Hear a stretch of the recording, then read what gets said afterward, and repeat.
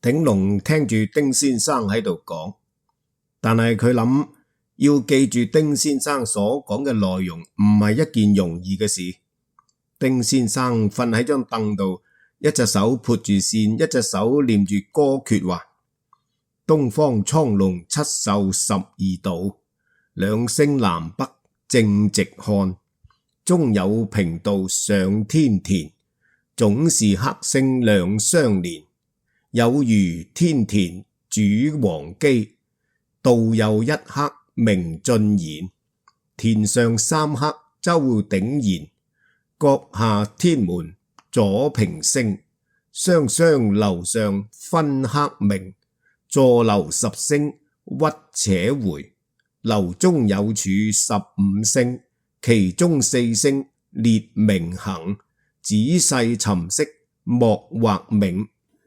佢念一句，就叫鼎龍跟住念一句，然後又攞出抄好嘅口訣，叫鼎龍冇事嘅時候就攞嚟背。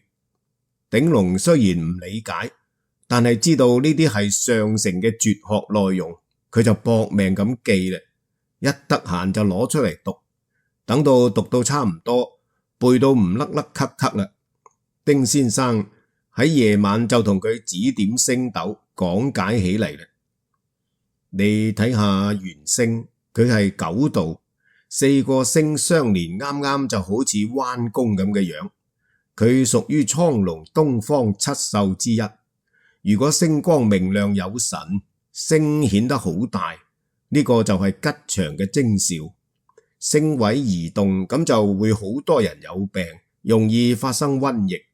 星唔見咗呢，天下汗癆並舉，民不聊生嘅。你再睇下虛星，佢都係九度，屬於北方玄武之一。擇上下各一星，狀如連珠。星明靜則有雷，動搖則有死喪之時。日月食之，則天下都兵起；流星犯之，則動亂發於中朝。土星犯則有災害。仲有嗰邊嘅北星，佢係16度，屬於西方白虎七宿之一。明亮呢，就遠方有國外人嚟進貢，暗就空嘅，動搖就邊陲兵戰起。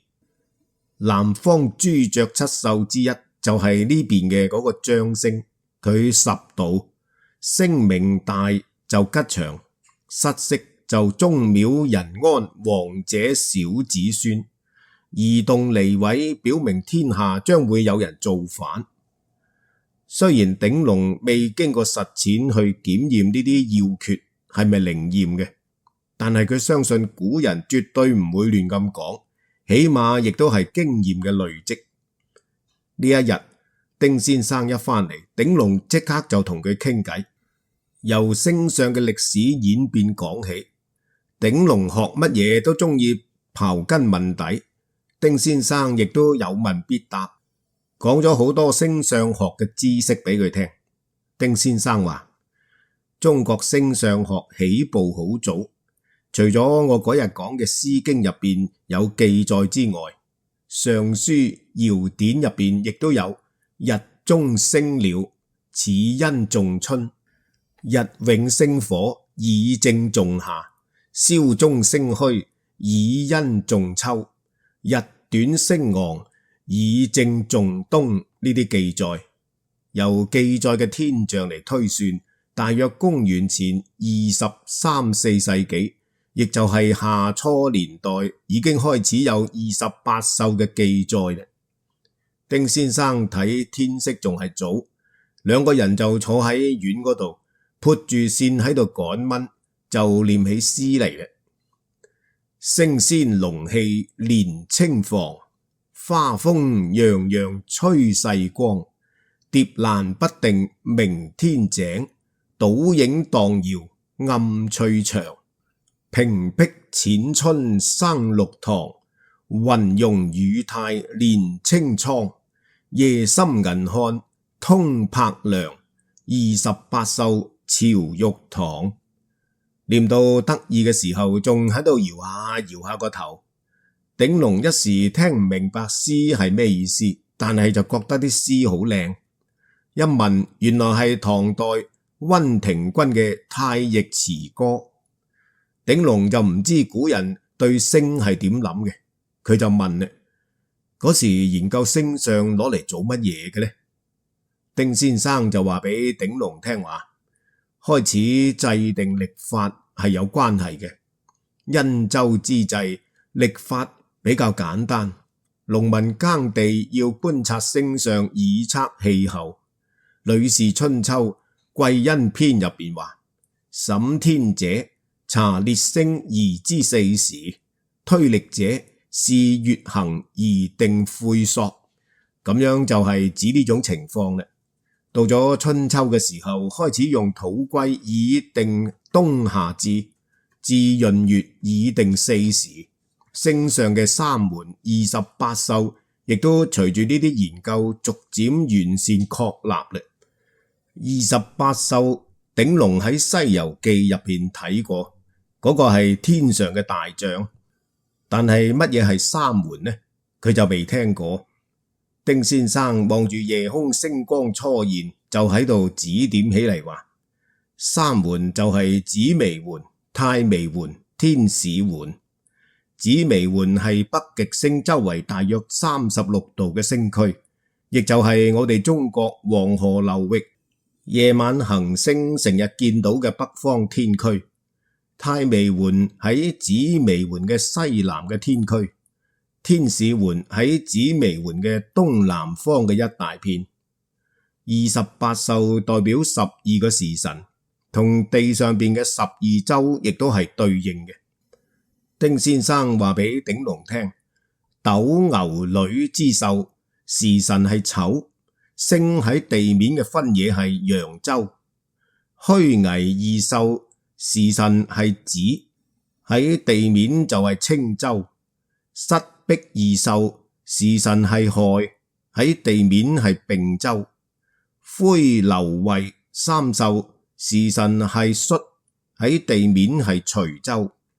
昂北二宿時辰係酉，喺地面係冀州。支參二宿時辰係申，地面係益州。井癸二宿時辰係未，喺地下係雍州。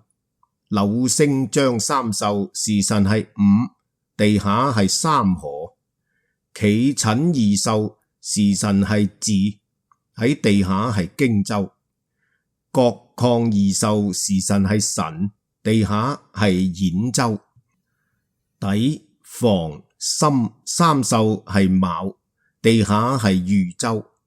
尾箕二宿係寅，地下係幽州。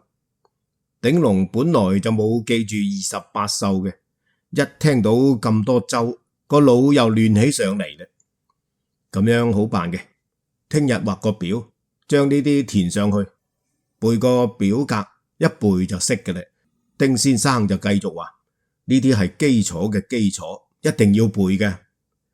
鼎龍見到丁先生咁認真，第二日一早就起身，一陣間就將幾張表畫好啦。丁先生喺院嗰度練字嘅時候，佢就揸住走去問尋晚28宿同地面嘅分野，問一個寫一個。返工嘅時間一得閒攞出嚟背，好快就背熟啦。丁先生知識淵博，講星相嘅時候成日背誦一啲同星相有關嘅詩篇。鼎龍聽唔明就問，丁先生滔滔不絕，隨問隨答，根本就唔使回憶，十分輕鬆嘅。丁先生話呢啲詩入邊嘅傳說都係商代嘅奴隸，當時嘅奴隸主武丁對佢哋好關照，詐帝自己發咗個夢，夢到本來皇帝向佢推薦賢人，佢就派人去赴岩嘅地方揾到傅說，幫佢解脫咗奴隸嘅身份，仲破格俾佢做相國。3年之後國家大治，後來傅說死咗之後升咗天，成為咗天上嘅天策星。丁先生就吟住話：舉長刺係射天狼，呢個係屈原楚辭九歌入邊嘅句子。西北望射天狼係蘇東坡江城子嘅句子。古人作詩談星，今人作詩亦都講星，不過就唔一樣嘅啫。嗱，郭沫若亦都有首詩叫做《天上的街市》。其實《史記·天官書正義》入邊就有天街嘅記載。鼎龍當然就唔放過，就追問話乜嘢係天街呢？丁先生就笑住話：你真係識見縫插針啊！跟住佢又解釋啦，昂秀同不秀中間係天街，古人認為佢哋係國界嘅標誌。街南係華夏之國，街北係夷狄之邦。呢個昂秀俗名叫做七姊妹星團，大約有200幾粒。詩經少南小星上邊亦都話：口謂彼小星，為參與昂。口謂就係眾多咁嘅意思。講完28首，丁先生又講三門變。乜嘢係北極紫微宮、太微宮、天使環？文昌斗上5月影，稀疏分明6個星。太微宮上明堂坐，更有靈台皆3個。少微4星南北遇，長垣雙雙顧西居。下元1宮明天使，兩扇門牆22。呢個三門變講嘅就係天上邊星同人間嘅官對應同埋地域對應嘅關係，好複雜嘅。鼎龍就唔知呢個丁先生究竟係點樣記住呢啲嘢嘅呢？鼎龍學得好用心，每次丁先生指住天上邊嘅星星同佢講位置啊、名稱啊、所主嘅嘢啊，佢都極力想睇清楚記落嚟。遺憾嘅係佢近視眼令到佢好苦惱，好難睇得清楚，星星點點麻麻一片，冇雲仲好啲，稍為有啲雲，天有啲暗，更加乜嘢都唔知啦，只能夠聽丁先生一個人講嚟講去，雖然好苦惱，佢都諗唔出辦法。不知不覺工程就嚟做完啦。有一日又嚟咗幾日嘅報紙。睇咗報紙，丁先生耷低頭，邊個都唔理，喺個院嗰度行嚟行去，見院入邊嘅人走晒，就同鼎龍話：你快啲翻去啦，去西安啊，呢度留唔住嘅。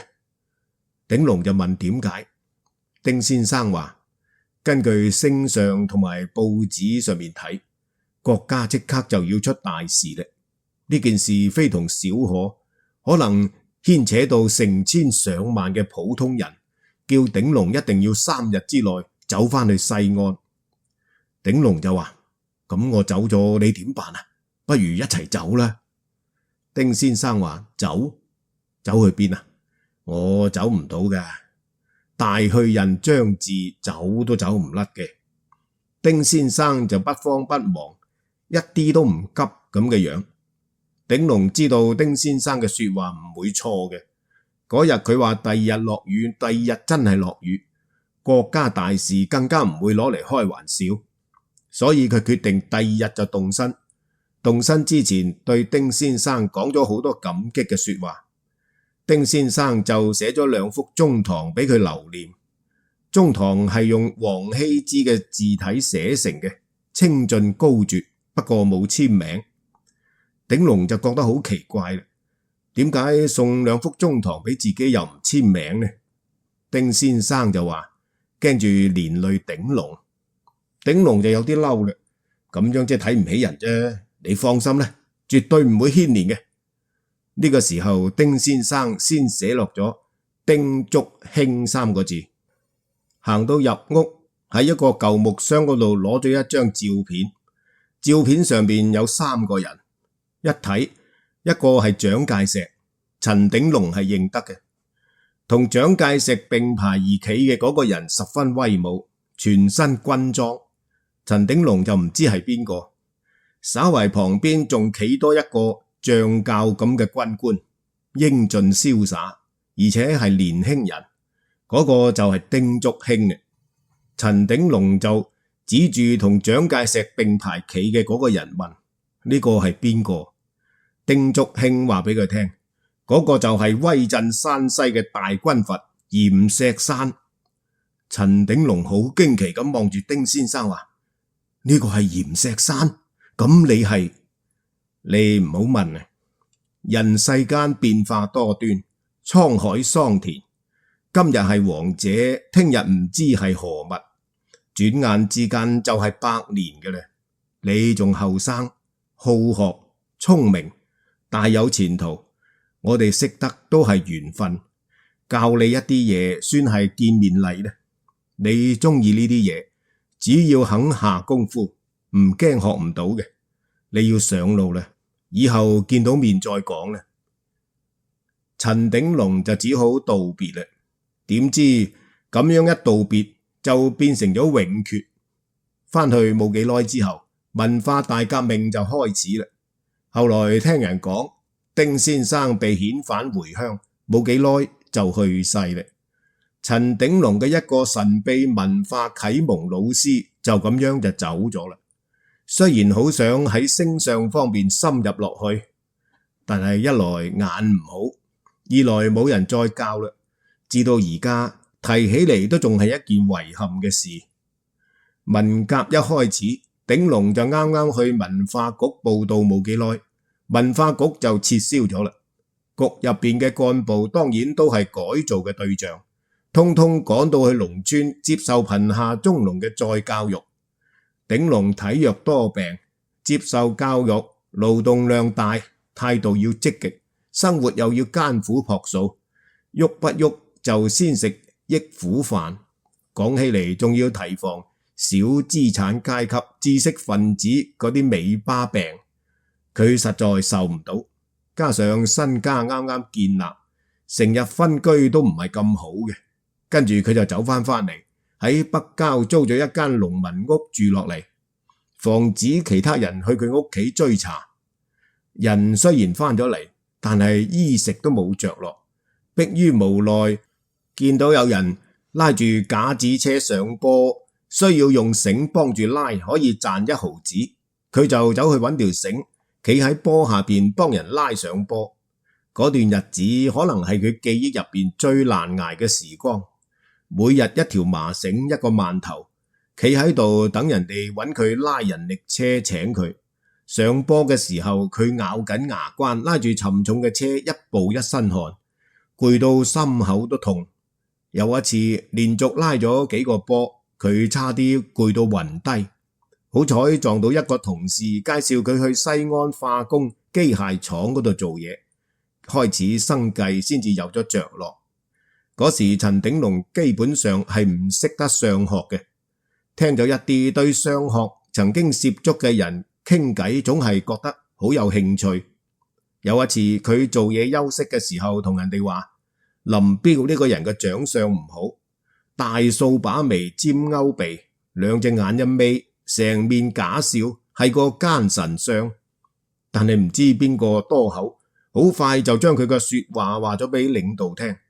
鼎龍嘅工作好快就調換咗啦，被指令去做一個大家都唔想做嘅拉炭咁樣咁強嘅體力勞動，一做就做咗8年，而且每日仲有人監視佢嘅行動，直到林彪笪死喺溫都爾汗之後，先至有人將實情話俾鼎龍聽。